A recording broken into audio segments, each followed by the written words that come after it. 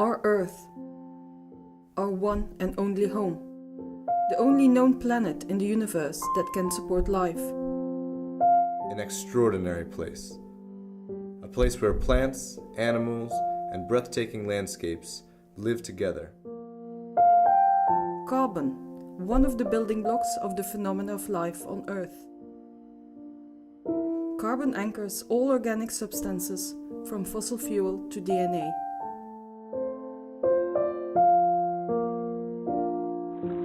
But there is a problem. If we are not careful, we will not be able to live here forever. Our planet has taken care of us, providing resources and life. We must, in turn, care for our planet. The carbon cycle is a fundamental process for all life on our planet Earth. It's essentially the carbon element moving through various media, because carbon can be found everywhere. We need to understand this cycle very well. We especially need to understand how it's moving and how human beings are affecting this natural cycle. If we start to move carbon into the atmosphere much faster than has been done in the past, it's going to affect our climate. We need to do the science so that we can inform politicians to put in effective policies in place so we can control how much we're transforming carbon from one medium to the other. We also need to educate the public so that they understand that we're part of the system, they're not separate from it. We need to control our behavior in a certain way in order to prevent our Earth from becoming unsustainable.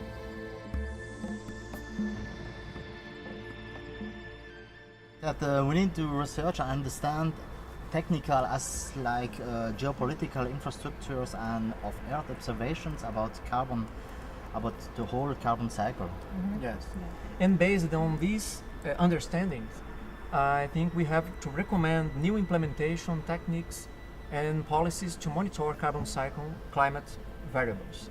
And last, we can develop a framework. We can empower and visualize for the general public and the carbon cycle community, and it will all become one great big package that we can give to everyone. Well, that sounds like a plan, guys. Let's get to work. So from an atmospheric perspective, we need a lot more ground-based instrumentation in order to calibrate our space system. So it's a systems solution. From the ocean, remote sensors don't penetrate through the ocean. So the data that is available down deep, which we need, isn't coming through a satellite. Some of the key gaps I think that are unique that we found is that when you measure and look at the land from space, we're doing it in very large chunks.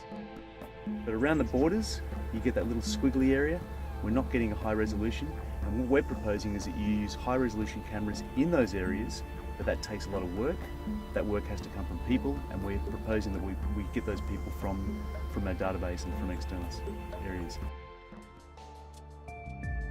The Refocus team conducted an evaluation of current and planned international space-based remote sensing activity.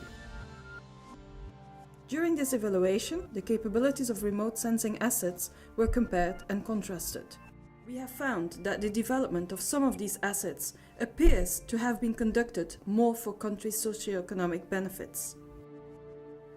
It is reasonable to suggest that an additional rationale for the study of the carbon cycle is simply that such study has short-term benefits to the global economy in addition to the long-term benefits to the environment. Satellites in space are the best tool we have to allow us to monitor the global biosphere. And this is really sort of where it's at.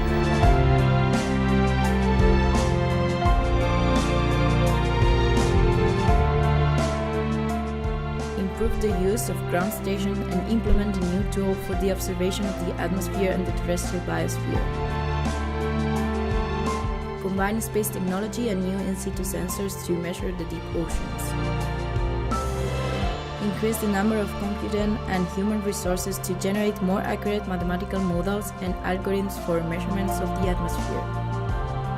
create an international standard for the validation and quality assurance of carbon cycle marker observation.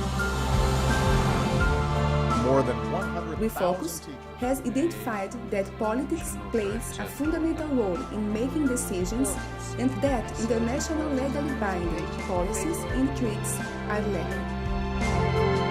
Countries don't accept to implement actions that can adversely affect their economic development.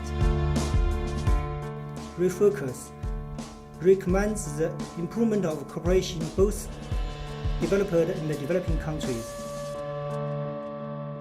Substantial policies are needed that consider the different needs and concerns of countries and regions while still have reinforced consequences to non-compliant nations.